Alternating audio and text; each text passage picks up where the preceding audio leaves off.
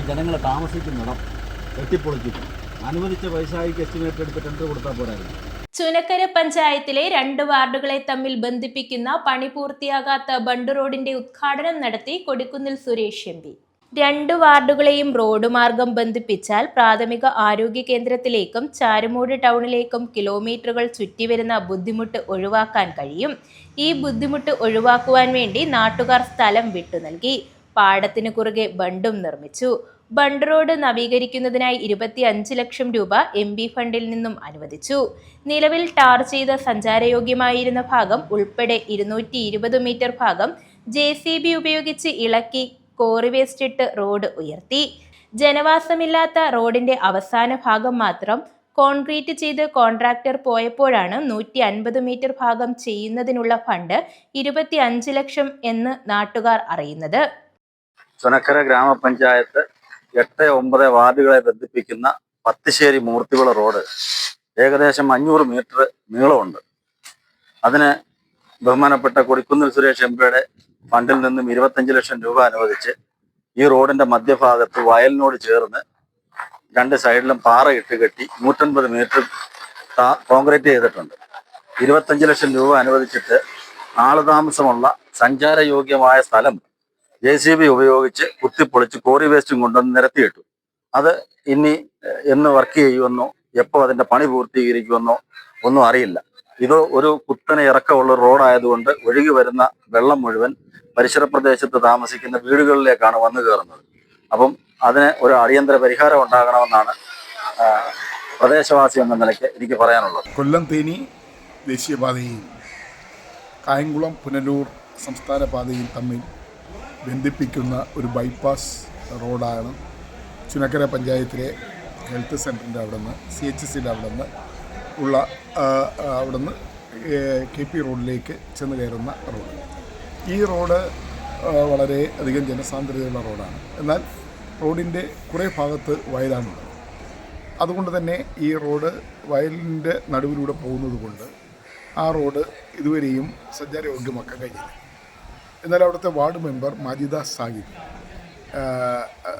സാദിഖ് എന്നെ വന്ന് കാണുകയും ഈ റോഡ് നമുക്കൊരു ബൈപ്പാസ് റോഡായി ചാരുമൂട്ടിൽ പോകാതെ തിരക്കേറിയ ചാരുമൂട് ടൗൺ ടച്ച് ചെയ്യാതെ KP റോഡിൽ കായംകുളം പുല്ലൂർ റോഡിൽ കയറുന്ന ഒരു ബൈപ്പാസ് റോഡായി ഇതിനെ ഭാവിയിൽ വികസിപ്പിക്കുന്ന തരത്തിൽ ഈ റോഡിൻ്റെ ഒരു ഫോർമേഷന് വേണ്ടി ഫണ്ട് അനുവദിക്കണം എന്ന് ആവശ്യപ്പെടുകയുണ്ടായി.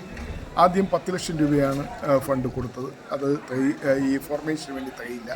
പിന്നീട് വീണ്ടും 5 ലക്ഷം രൂപ കൊടുത്തു, അതും തികഞ്ഞില്ല. പിന്നീട് വീണ്ടും 10 ലക്ഷം രൂപ കൊടുത്തു. അങ്ങനെ MPയുടെ പ്രാദേശിക വികസന ഫണ്ടിൽ നിന്ന് 25 ലക്ഷം രൂപ കൊടുത്തു. സാധാരണഗതിയിൽ നമ്മൾ MPയുടെ പ്രാദേശിക വികസന ഫണ്ട് വളരെ കുറച്ച് ഫണ്ട് മാത്രമുള്ളത് കൊണ്ട് 25 ലക്ഷം രൂപയൊന്നും ഒരു റോഡിന് നമ്മൾ കൊടുക്കാറില്ല. പരമാവധി 10 ലക്ഷം രൂപയ്ക്കൊക്കെ വരുന്ന 5 ലക്ഷം 10 ലക്ഷം.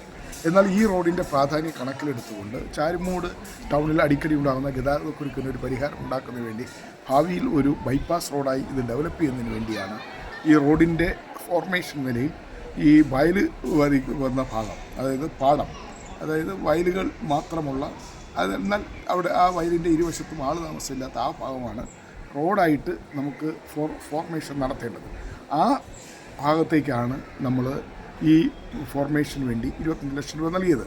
അത് കോൺക്രീറ്റ് ചെയ്ത് ആണ് റീറ്റെയിനിങ് വാൾ കെട്ടി ഉയർത്തി, വയലുകളിൽ നിന്ന് ഉയർത്തി, വെള്ളപ്പൊക്കമോ അല്ലെങ്കിൽ തുടർച്ചയായ മഴയോ വെള്ളപ്പൊക്കമോ വന്നാൽ ഈ റോഡ് മുങ്ങിപ്പോകാതിരിക്കാൻ വേണ്ടി ഉയർത്തി അത് കോൺക്രീറ്റ് ചെയ്ത് ആ വയലിൻ്റെ ഭാഗം പൂർണ്ണമായും ഒരു റോഡാക്കി സഞ്ചാര യോഗ്യമാക്കിയിരിക്കുകയാണ്. ഇനി ഈ റോഡ് തുടങ്ങുന്ന ഭാഗം, അതായത് ഹെൽത്ത് CHC ചുനക്കര CHCയുടെ ഭാഗം അത് മെറ്റൽ ചെയ്ത് ടാർ ചെയ്യേണ്ടതായിട്ടുണ്ട്.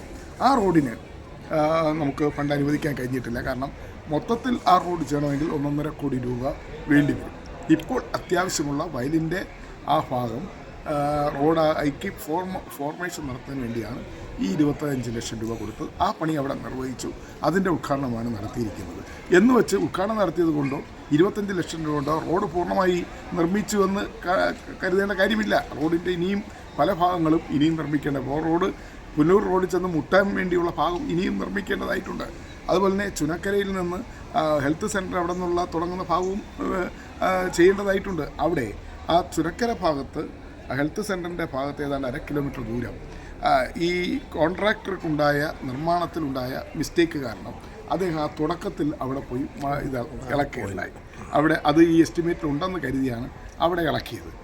പക്ഷേ എസ്റ്റിമേറ്റിൽ ആ ഭാഗം ഇല്ലായിരുന്നു. അതുകൊണ്ടാണ് പിന്നീട് അത് മക്കടിച്ച് ആ ഇളക്കിയ ഭാഗം മക്കടിച്ച് അവിടെ ഗതാഗതത്തിന് ബുദ്ധിമുട്ട് വരാത്ത രീതിയിൽ താൽക്കാലികമായി ഒരു സംവിധാനം ചെയ്തിരിക്കുന്നത്. അവിടുത്തെ ബ്ലോക്ക് പഞ്ചായത്തിലെ എഞ്ചിനീയർ എന്നെ വിളിച്ചിട്ട് പറഞ്ഞു, സാറേ ഞങ്ങൾക്കൊരു മിസ്റ്റേക്ക് പറ്റിയതാണ്, പക്ഷേ അത് ഇപ്പോൾ അതും കൂടി നമുക്ക് ഇതിൻ്റെ കൂടെ തീർക്കേണ്ടതായിട്ടുണ്ട്. അതിനൊരു 4-5 ലക്ഷം രൂപ കൂടി MP ഫണ്ടിൽ തരണമെന്ന് പറഞ്ഞു. ഞാൻ പറഞ്ഞു അത് എഴുതി തന്നാൽ തീർച്ചയായും BDO ബ്ലോക്ക് ഡെവലപ്മെൻറ്റ് ഓഫീസർ അങ്ങനെ ഒരു ലെറ്റർ തന്നാൽ ആ 4 ലക്ഷം രൂപ കൂടി അവിടെ അനുവദിച്ച് അതും ഇതിനോടൊപ്പം തന്നെ സഞ്ചാരയോഗ്യമാക്കാൻ ഉള്ള നടപടി സ്വീകരിക്കാമെന്ന് പറഞ്ഞിട്ടുണ്ട്. അത് തരാമെന്ന് ലെറ്റർ എഞ്ചിനീയർ തന്നാൽ ഉടൻ തന്നെ ആ ഭാഗം ഈ ചുരക്കര ഹെൽത്ത് സെൻ്ററിൻ്റെ അവിടെ തുടങ്ങുന്ന അവിടെ നിന്ന് ഈ കോൺക്രീറ്റ് ചെയ്തിരിക്കുന്ന ഭാഗം വരെയുള്ള 100 അല്ലെങ്കിൽ 200 മീറ്റർ ദൂരവും കൂടി ഇതിനോടൊപ്പം പണിയാൻ വേണ്ടി MP ഫണ്ട് കൊടുക്കാമെന്ന് ഞാൻ സമ്മതിച്ചിട്ടുണ്ട്. റോഡ് ഉയർത്തിയത് കാരണവും ഓടയിലേക്ക് മണ്ണിട്ടത് കാരണവും മഴ പെയ്ത് മുകളിൽ നിന്നും വരുന്ന വെള്ളം വീടുകളിലേക്ക് കയറുന്നുവെന്നും സമീപവാസികൾ ആരോപിക്കുന്നു.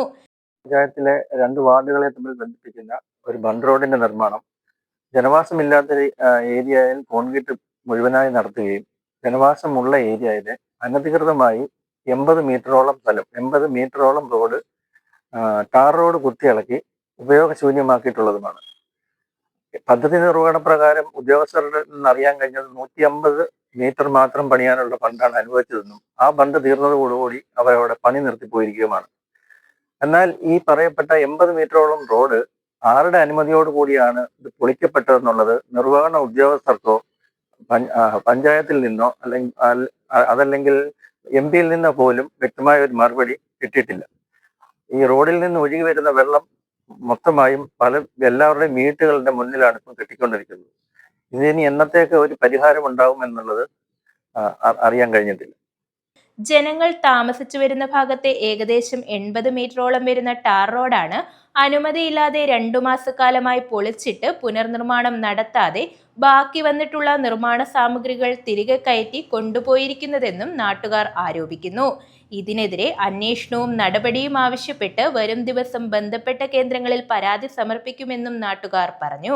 പൊളിച്ചിട്ടിരിക്കുന്ന ഭാഗം നിർമ്മാണം നടത്താൻ ആവശ്യമായ ഫണ്ട് പറയപ്പെട്ട പദ്ധതി തുകയിൽ ഉൾപ്പെട്ടിട്ടില്ല എന്നതിനാൽ ആദ്യഘട്ട പദ്ധതിയിൽ ഉൾപ്പെട്ടത് മാത്രം ചെയ്തു നിർത്തുന്നു എന്നാണ് ഇതുമായി ബന്ധപ്പെട്ടവർ ഇപ്പോൾ പറയുന്നത്. News bureau, Charummood.